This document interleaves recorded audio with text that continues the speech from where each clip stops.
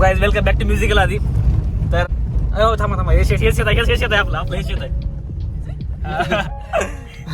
इथेच गाडी इथेच लावावं लागेल. आता सावलीमध्ये मागे लावायला असेल ते. तर आज आम्ही आलो आमच्या शेतामध्ये दिदीचा आणि भाऊजीचं फोटोशूट करण्यासाठी. तर पाहूयात आपण आता पुढे काय काय होतं. फोटोग्राफरनी पहिल्यांदाच विचारलं की ती कुत्रा आहे का नाही. तर हा विषय आहे की कुत्र्याची यांचा काय एक्सपिरियन्स असेल ते ह्यांनी सांगतो. तुमचा काय एक्सपिरियन्स झाला का भैया काय कुत्र्याबद्दल?